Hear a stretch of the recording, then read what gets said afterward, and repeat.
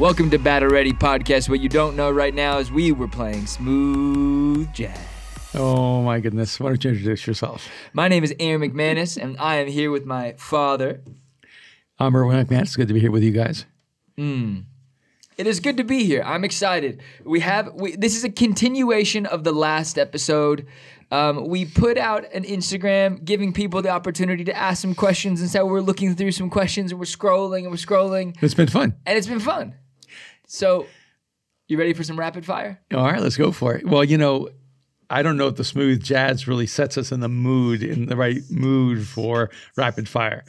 We should have had some. Do you need some more pump up music? No. I'm in a groove. I'm still dancing. I think we should have had some Eminem so I could go at things with more hostility. Eminem, that's a dark place. But I was what? Anybody back there like Eminem? No. No. Okay, sorry. Nicole shook her head. Nicole. All right. Okay, you ready? Are you ready? Okay. I wish we could play the NERD. Are you ready? Okay. Besides your books, because I've read them all, what leadership book is best that you've read? I think people are trying to phrase things within the however many characters they can, so their grammar isn't quite right. So I'm reading it a bit different. But you said I've read all your books. What's a great leadership book that you like? Man's Search for Meaning by Viktor Frankl is a really important book. And I think any book that teaches you how to think or how to live is a leadership book. And that's the one that pops into my mind first. I think a real practical book is an old book by Stephen Covey, The 7 Habits of Highly Effective People. It's a book that really had some structural impact on my life early on. You also like The Tipping Point? You like all of Gladwell's stuff? I think Gladwell does a great job, and Tipping Point's one of my favorites. Yeah. It's not necessarily a leadership book. It's more of like a human understanding. Well, to me, it's Anthropology. it's always about leadership. Anthropology is about leadership because you understand how people move together, how the dynamic of influence, of change, of momentum. Okay, now I have a question. Did Ted Cruz run? Yes. You think so? You think so? Because I think that everybody was in the wrong place last week. AOC was in Texas. Ted Cruz was in Cabo. No. Was he in Cabo? Cancun. I wish the whole state of Texas could have ran. Definitely. And I read an interesting article on El Paso and kind of why west, but El Paso is in so far west, it was almost in a different area, but it did get hit by the cold, and it was on a different electrical grid, so it was able to stay fully functional. We have friends in Houston and friends in San Antonio and friends in Dallas. I have a lot of friends in Texas, and this is a perfect example of where ethics and optics are not always the same thing, you know. Yeah. And you could break things down differently. You know, he lives in Washington, doesn't live in Texas, and so you could say, well, you know, he represents Texas from Washington, and I don't think a lot of other people who are from Texas necessarily return to Texas from Washington for that purpose. Is it ethical to try to take care of your family and get them out of that terrible situation? Of course. Are the optics of a representative of a state leaving the state in the middle of a crisis the right choice? The answer to me is absolutely not. I mean, it's a terrible decision. But I think that's the greater question for us is what's our response? What are we going to do? Are we going to try to help people in Texas? Are you going to do something to try to alleviate suffering from others rather than just simply what Ted Cruz did? Yeah. Some answers, yes. I think it's just a bad moment. I think when we start, yet again, I think it's like when we're trying to catch each other in bad moments, that doesn't help anybody. I don't think they gave him as much publicity. I mean, I think they gave him probably a lot more negative publicity than, say, Gavin Newsom when he went to Hawaii. Yeah, or the fact that he has barely been in California the entirety of him. And when he went to French Laundry, I think that if you do that and you're on the left, you get a lot more media grace than if you do it on the right. But just don't do it. Just realize if you're going to slip off to Cancun or Cabo, you're going to get caught. If you're doing it in the middle of a crisis, just expect that it's going to happen. Well, the funny thing is that like a lot of these people are flying private, and he obviously didn't fly private. and that might have been his mistake. You know what I mean? Like, Yeah. I'm going, what are you doing, man? How are you? But was it John Kerry who flew to Iceland to receive an award for environmentalism? Yeah. And but he flew his private plane. Like, there was almost no media coverage of that. You had to be in the underground media to pick that up. First results on Google are from Fox News. Yeah, Fox News is going to pick that up, right? But CNN is not going to pick that up. MSNBC is not going to pick that up. The mainstream media is not going to pick up that John Kerry, who's leading the way in the environmental, battle, is flying his private plane, destroying, the ratio of carbon imprint for an individual. And yet again, it's the tall poppy thing. If we're suffering, we need to all suffer. Does it help? No. But is he the governor of Texas? No, he's a senator. It's a different role. I'm not defending him. Bad look. You need to be You need to be in your state. You have a bad team. Yeah, you need to be there. Be in your state. Or if you're not in your state, at least be trying to get to your state. But I have to go back to this because I thought it was interesting. In the response to John Kerry said, hey, look, it's not practical for me to take a boat. People like me. That's what he said. People like me, it's not practical for me to take a boat. And I'm like, okay, what about flying commercial? It didn't even occur to him that he could be on a commercial airline. And I'm not even saying flying coach or economy. I'm talking about John Kerry could fly first class on a commercial airline and dramatically affect his carbon imprint than flying a private plane. But the option isn't private or a rowboat. And, Ted Cruz, the options are not, not protecting your family or Cabo. Why is it so hard to let go of grudges? I think it's because pain makes us feel weak, and anger and bitterness feigns as strength. And so we feel strong when we're bitter and angry. We feel weak when we're hurt and we're betrayed. So I think that bitterness and unforgiveness feign as strength. How do you live a peaceful life in a toxic home? Oh, it's so hard. And I'm so sorry. And what I would do is do everything you can if you're just living there and it I think it's someone who's younger. Yeah, to work and get a job so you can move. I made a decision to move to my independence as quickly as possible. And that's what I would encourage you to do is to move toward personal independence as quickly as possible. Does a person's lack of true hardships limit one's greatness or ability to achieve greatness? I think it's the other way around. It's not that the lack of hardships limits greatness. Yeah. The pursuit of greatness guarantees hardships. Mm-hmm. So if you're not experiencing a lot of hardships, you're probably not really pursuing your true greatness. Okay, so what if you grew up in more of a cushy life? Yeah, a well-off life, and there's nothing wrong with that. I think we live in a society though. If you grew up well-off, you either stay in your well-off state in that kind of bubble, and if you don't, you feel bad for being wealthy. Because I think middle, lower class has like a ton of shame, like shaming the upper class for being wealthy. So if you're a kid that is a product of that state, status economically, how do you pursue greatness and not feel held back by your situation and the blessing that you live in? I think the reality is that every kid faces challenges, whether you're rich or poor, whether you come from a highly affluent family or an impoverished family, and every kid has a potential experience incredible warmth and love. Like being poor doesn't mean that you grew up with a poverty of love or acceptance or affirmation. You can have incredible family and incredible support. So, and sometimes that kid who grows up rich doesn't have that support. You think, oh, he has everything. He has a family with money. They have cars. They have a boat. They have whatever. But there may be no affirmation, no love, no warmth. There may be no time. That kid may grow up with such a deficit that you can't see. Yeah. So let's just assume that everyone has to grow up fighting their own battles and challenges and give each other a break. I think that's the reality, though, is that I think oftentimes when we don't have money, we think that money is the answer. Yeah. And I know that there's been moments where we've had everything. There's moments where we had nothing. And the moments where we had nothing oftentimes were more enjoyable than the times where we had everything. Yeah. Everything is much harder to manage.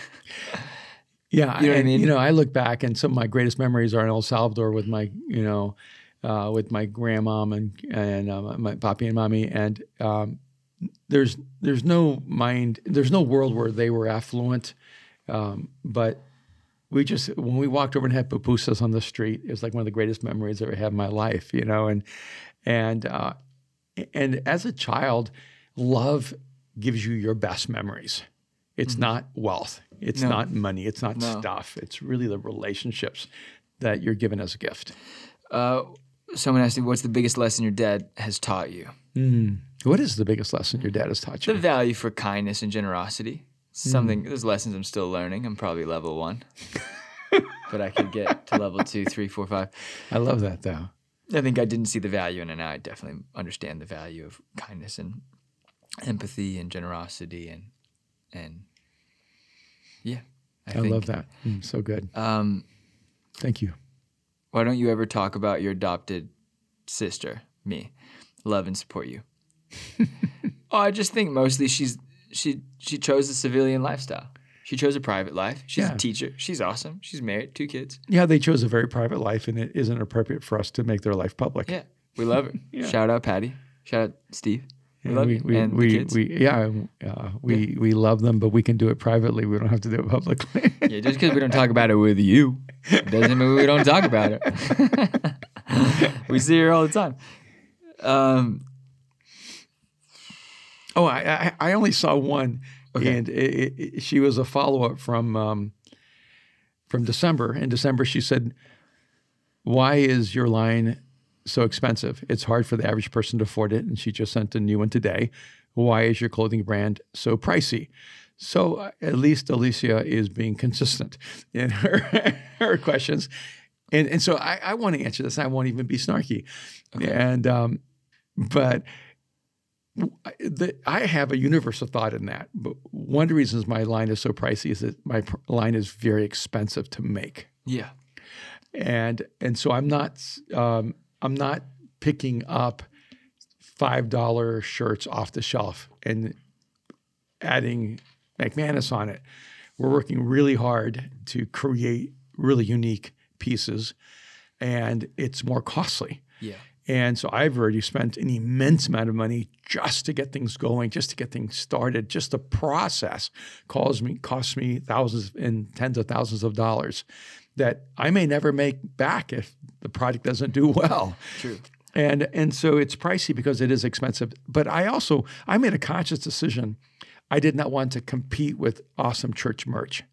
Like, you're wearing church merch.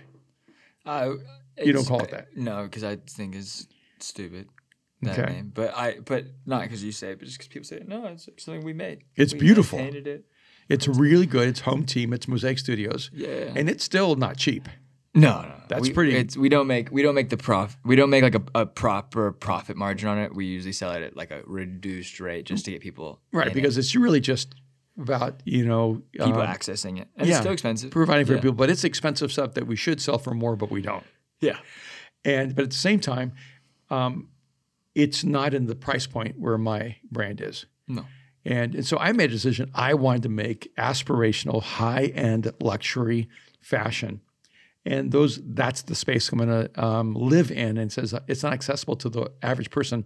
I didn't want to make it accessible to the average person in that sense. I'm not trying to. Well, the average person wouldn't wear it just because it's not basics. It's very different. There are some basics, but like it's really different. So I think that's the unique thing about it.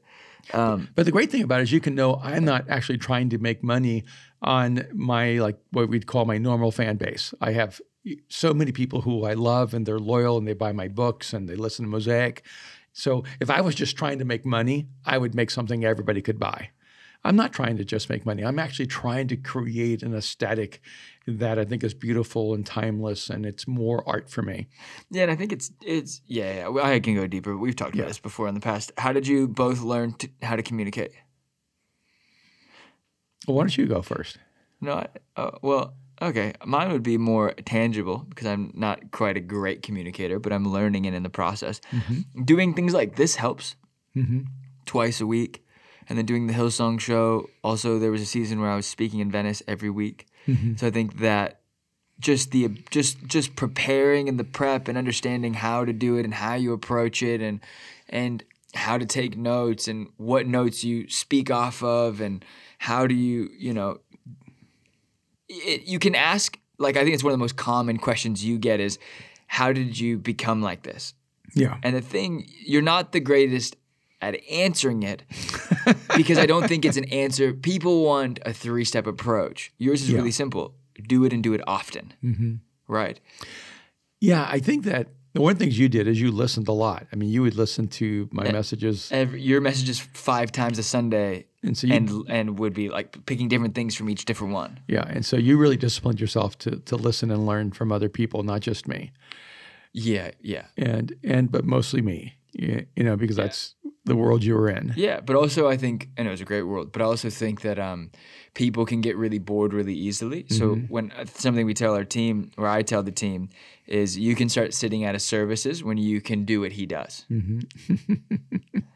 like I know when I won't call on someone to communicate is when I don't see like the eagerness to learn. Because I'm like, I can watch a talk 5 times. And the first time I'm learning, I'm just trying to connect spiritually. Right. The second time I'm looking at style. Third time I'd be looking at content.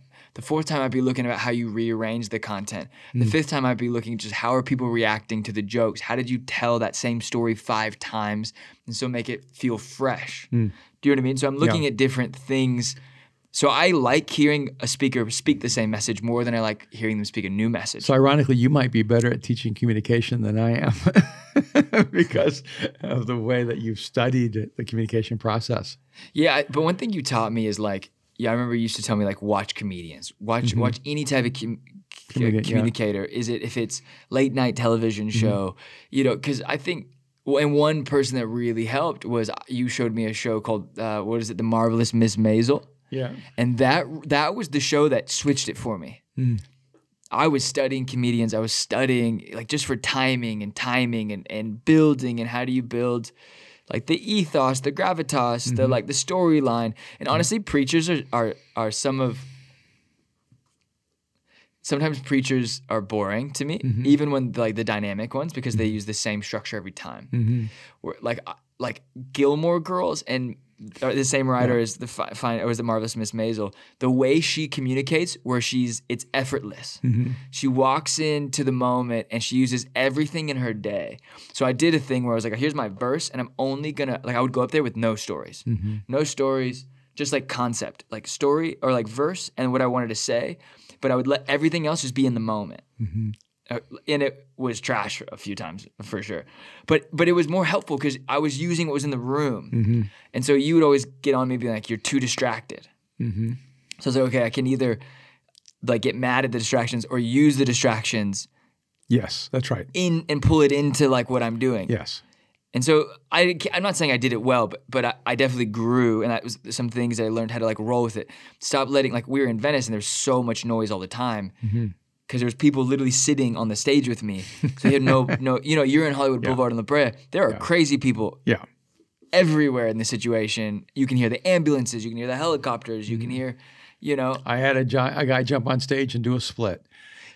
I think I tackled a guy off stage one time. Like there was some there's bizarre stuff. I've seen people pull guns out and knives out, and like we've been in it all. I went up. I almost got in a fist fight. Do you remember that time? We did a battle ready on it a couple weeks ago, but we almost got a lady tried to like knock out one of our volunteers. Yeah. And then we go outside and then there's a big fight and then I'm in the middle of it and then I had to go speak. So how do you speak when your heart's like pounding out of your chest? And so I just used the story. Like there is my intro. Yeah. Let life produce the content. I mean, real life is the most interesting material in the world. Yes. The worst thing ever you can do is tell a preacher's tale. Yeah.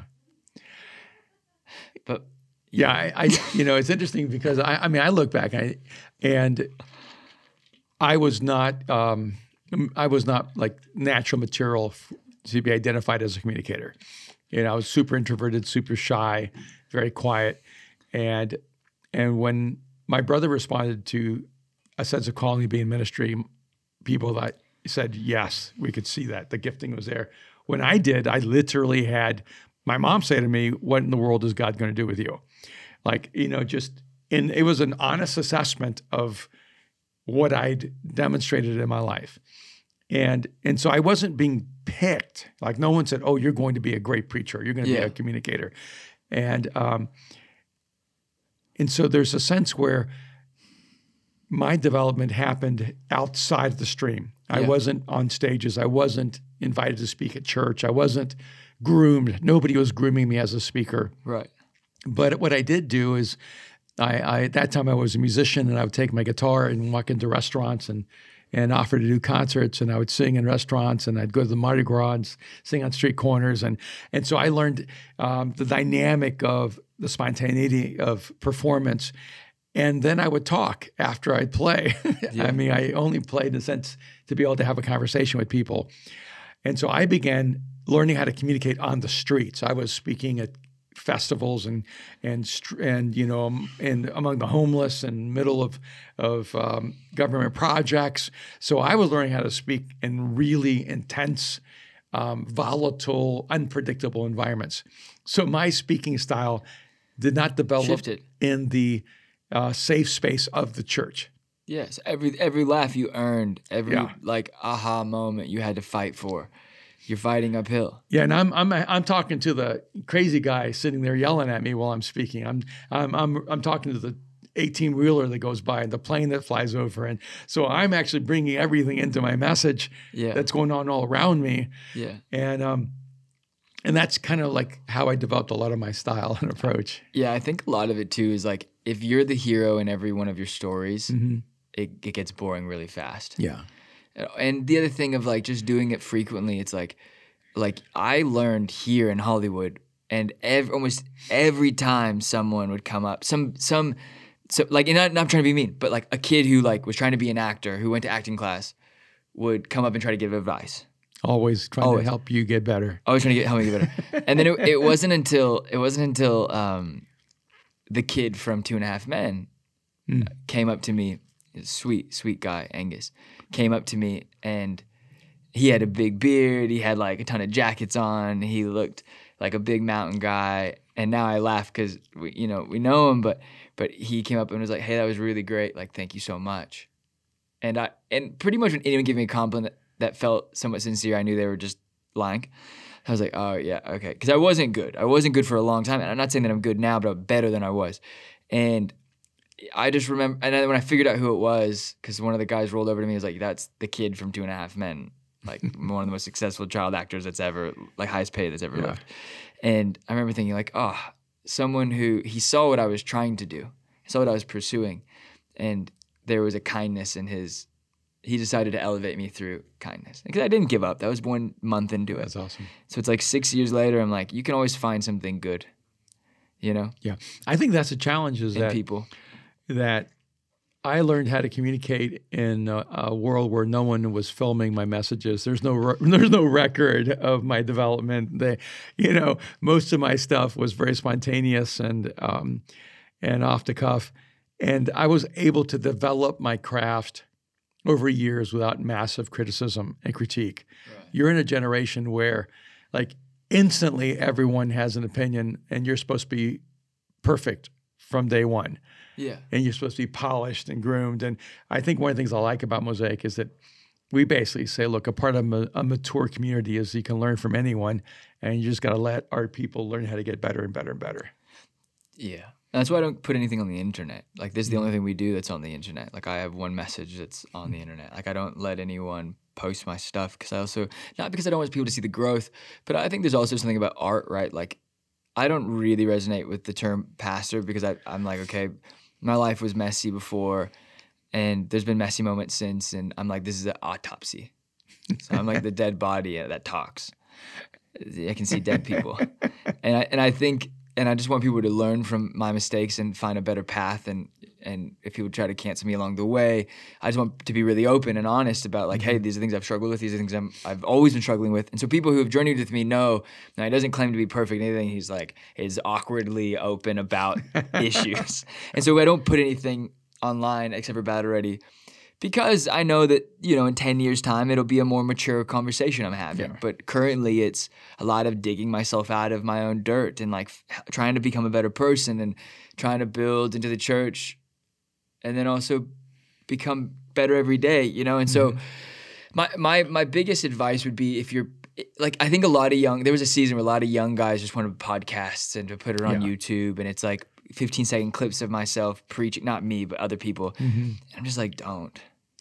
Like, don't. And not that you shouldn't, but don't yet. You know what I mean? Because then it's like, not that you can't get better, but I'm like, do it, like, put the reps in before you put yourself on blast. You know, because I sometimes I'm like rolling my eyes. I'm like, guys, like, just like let there be something to search for.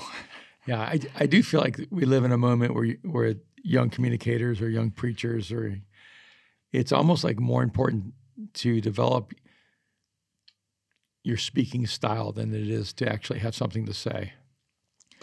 Yeah, and I think it can change. Yeah, and no, it can't. And I just think that you need to take more time on having something to say than having people hear you say something. Like, I wish, like, someone that comes to mind is this guy. I say kid because I refer to everyone as kid. I refer to me as kid. But he's a young guy who helps with our youth team. I don't even know if you've met him. It's Devonte. His Instagram is dwet. But he's just funny. Like, he's super intelligent. He's just funny. I think he's a pastor's kid. I think he sent me one of his dad's sermons. But he's moved in from Florida during the pandemic, and he's been around church because he's come to conference. I think he's come to conferences or visit his friends that are here. But he helps with the youth, and I happened to, like, Matt sent me a video of him hosting one of the youth Zoom games. I mean, he's hilarious, and I'm like, but he's not blasting church stuff on his Instagram. He's just being funny. He's just refining. I don't know what he wants to do ultimately. I think he's like an accountant or something. Like, he does something different. But I'm like, I think that's the smartest way. It's like, learn how to like refine your humor. Refine asking questions. Refine, you know what I mean? Like, having conversations before you start trying to, like, no one needs more street preachers. I don't feel like we do. But we're in a city with some street preachers that are crazy. I just think you need to work on having a unique perspective on life. Yeah. That's the best approach to communication for me. You know, one thing I've always wanted to do, and it's on my list of things I would have loved to do and I should do, is I was like, it would be so cool to have a podcast where it's just lunch conversations. Where you just, like, take a new person to lunch and that you just post, like, what do you talk about in the 15 minutes? It's, like, very voyeuristic. But also, like, really kind of could be, like, lovely, like, what, you know, I don't know. There's, like, conversations, like, natural conversations, and, like, sitting in on those, I don't know. But ironically, I love teaching communication. You do, and you're actually, you're really good. But I don't think people believe you. You're like, no, I just kept going for 25 years and kept doing it, kept getting back up, kept doing it. Yeah. And people don't like that answer. They want the magic sauce. Yeah. You know? What's the next question? What's the biggest lie people believe about leadership? I think maybe being in leadership is what he's asking. That it's fun all the time. That's the first thing I was thinking too. I think people go like, leadership, your authority, your power, ego, narcissist. Yeah. Like, nah, it's just I decided to clean the bathrooms before and after, and then they gave me this, and I think one of the biggest lies of leadership is that great leaders lead for their own ego. I mean, great leaders lead for the good of people. Yeah. And if you're not willing to put others above yourself, you probably shouldn't be leading. Yeah. I think also, do you guys have any questions? Because I'm kind of over these questions. But a lot of them are similar. I have a question. Yeah. Pastor Erwin, Yes. the last aired podcast with Pastor Lawrence, you mentioned briefly that when you were pastoring a church, that maybe you were one of the people who should have been out in the real world, inviting friends, inviting the people you know and worked with. So I wondered if you could tell us the difference between church and the real world. No, what I was actually saying was that I was better bringing my friends. The better way to use me as a church is to let me bring my friends than to necessarily maybe ask me to stack chairs. And although I would have brought my friends to stack chairs, I'll give you a perfect example of this. I was in college. I'd only been a Christian a few minutes. And And the little church in the country that I went to saw me bringing college students. So you know what they did? They gave me the church van. And here I am. I'm just an attender.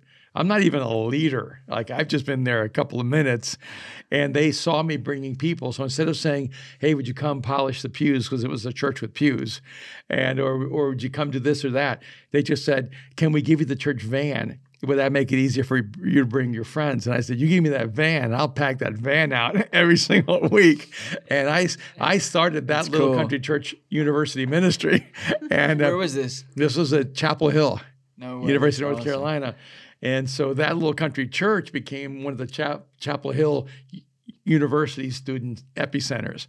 That's cool. And so they wisely kept me in my world. So maybe when I say the real world, I mean my real world. You know, because there isn't the real world. There's lots of worlds out there that we all have. And they allowed me to be in the world of all of the people I was connected to. And that's how I was able to engage them and get them involved in church. I like that. Because I think people, when it's like serving church, it's like there's only, you got to be stacking chairs or cleaning bathrooms or X, Y, Z. I'm like, no, I needed friends. So I was happy to like stack chairs. Like, I just wanted to meet people. I was new to a city when I was in New York. And then being in LA, it's like, I mean, that was different. We all stacked chairs. You kind of had a community of everyone served, everyone pitched in to certain degrees and what you did. But I'm like, I think one thing that we learned quickly in Venice was the people who are naturally gifted at inviting their friends, you don't need them. Like, they'll do something little, they'll help, but their big contribution is that they're sharing their relationships, they're using the relationships, and that's a huge thing to be trusted, you know. And they're open with it. They're bringing them and then introduce. My only thing was like, hey, let me meet them afterwards. Yeah, like come bring them over and say hi, and then we can connect. And another example I think of is that like the one church I went to when I was younger. I was 20 when I came to faith, so I was in my 20s. You know, they did things like Sunday school. I mean, very traditional. Like, people had to come to the building. Yeah. And I identified 12 guys that were seniors in high school that were going to make a big impact. In fact, they all have in the world. But they were all working like full-time jobs and going to high school full-time and were, you know, packed. So I would meet with them every Friday night at 2 to 3 in the morning. And ironically, the church that I went to gave me a key to their little storefront so that I could have it to meet with them at 3 in the morning. It was the only time I'd get all 12 guys in the room at the same time. That's cool. And I discipled those guys, met with them for several hours that Friday night morning, and poured into their lives. And that church was adaptive enough, even though they had choir robes. So, you know, like, that's why, it's like, you know, but they had a relational intelligence. They saw that I had this ability to pull these young leaders together, and I created that discipleship space when no one else would show up. Yeah, it's cool. Yeah. It's really cool. And I think, but they saw it. Yeah, they saw it. And I was the beneficiary of a person here and there who just let me create in an odd and unexpected way. And I think there's something about that, because I did this, I did a conference conversation interview thing with my friend Billy in Adelaide, and it was funny because he's in Australia, so I'm here. So I left the office, forgot my computer, I had to drive back, let myself, thank God I have that can turn the alarm off on my phone now that I have that set up. So I come back in here, set the computer up, and we talked for like 8:30 p.m. Friday night to like 10:30 p.m. And one of the questions he asked is like, he's like, we're doing like a little creative conference, but he's like, there's tons of different churches. He's like, what do you say to like the church that's in the farmlands that is like, I'm never having smoke in our campus? And I was like, smoke isn't cool. Like, rock concerts are cool. It isn't the smoke that makes it cool. That was cool. But like, I'm over rock concert. Like, yeah. I'm always like on to a new thing or a new path. So I'm like, if you're a farmer and you can like I was like, if you have a deficiency or a weakness, and maybe a weakness is just you don't have a certain demographic, find one person and give them the keys to something. You know what I mean? And help them develop. Like, give them freedom and empower them. Like, if you're a farm church, go outside. I'd rather do church. I'd rather see the stars. I haven't seen the stars in so long. I live in LA. Yeah. But and even a more recent like example to me is, again, starting the fashion company. We go to New York we spent a few days there, you know, working on designs and working on some patterns. And so our friend Arturo takes us to meet fabrics people and shoe people and, you know, all the stuff you do if you're trying to build out kind of a collection. So we go meet with this guy who runs the shoe company. And he was a wild stallion. All right, so he's right in the middle of Manhattan, right? Or yeah, he was in the fashion district. And you know, every other word was the F word, and then every other word was the S word, and so he just had 2 words, right? You know, and he just went on, and he was was on something, right? And there was something going on, and talk fast, just like on phones, interrupting all the time, couldn't stay focused, and there we are in this meeting, you know, and at any point we probably should have tapped out, right? And I was just waiting for the permission, the look. You'll give me a look, and you're like, "I'm done. You can deal with this." And we were almost there. And then we were good people that day. And so over an hour later, maybe an hour and a half later, it was the longest. We were there probably for an hour and a half, and we only talked for 15 minutes. Yeah. Like direct talk. But he was sitting in front of us the whole time. I don't know what he was doing the whole time. And then suddenly, you know, he's like asking like, "Hey, do you ever do like any talks?" Yeah. And I said, "Yeah, you know, I talk, you know, like even like across the world." And he goes, "Oh, like could I ever like listen to one of your talks, you know?" It was more abrasive. It was like, "Okay, so tell me about this. Tell me about this. Tell me what you're doing." Which also, by the way, we're gonna be kind because we're always kind, but we're gonna be kind to because the girl in the room that was like working for him, she follows bad already now. And she was like so she was the mediator. She was the better sales pitch. She was selling like, that company. Let me tell you why he's legit. And he was just like, hold on, can you wait outside for 5 minutes? Oh, wait, what are you doing? Oh, wait, I was like, he's an author. Okay, where can I get your books? Who publishes it? Are you famous? What kind of famous? And, what? But then suddenly, like, and it was a show. Yeah, and she kept trying to interpret him and help us through the process and give us a tour. And you would think she owned the company, honestly. Right? And at one point, I said, "You should do this for him because he's awesome, but he's not good at this part." But then he looks at me and he goes, "Hey, can I ask you a question?" I go, "Yeah." And he goes, "Have you found the meaning of life or something?" But he said it in a way where I'm like, "Oh, this is gonna be bad." Like I thought it was a joke. But he was dead serious. Yeah, at first I thought he was being snarky, and then I realized, oh, he's like looking at me, and he goes, because it feels like you found the meaning of life, because it's like you have this peace, like that. It feels like you found peace. Yeah, and he goes, peace. I want that, and I need that. I want that in my life. And I haven't talked about God. I haven't talked about Jesus. I haven't talked about anything spiritual. I'm talking about shoes, right? You know, about maybe making some shoes for my collection. And when we told him about Mosaic, and he was like trying to comprehend it, right? Yeah. He was like, okay, no. We found out we're all Christians and we had faith, and Arturo was a believer too. So we're all sitting there, and Arturo's eyes are wide open. He's like the kindest person, and I'm the abrasive one. But until this moment, I've been kind. So I'm like, and then keep going. No, keep going. No, go ahead. No. It was just what I actually like. To me, the moment he goes, "Have you like found the meaning of life?" Yeah, or something, and I said, "Yes, I have." Yeah, and you could just feel like the whole essence of the room changed.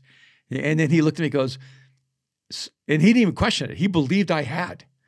And he goes, "So is it the same for everyone?" He was like more. Yeah. He was like, "So it's all things. You believe all things. No. All things lead to all things go lead to the same place." And no, he said, he goes, "Is it the same for everyone, or is it different for each person?" No, but he said, "You believe all things lead, all roads, everything's good, all religion's good. You got to find your thing. You got to find your thing." Yeah, and I said, "No."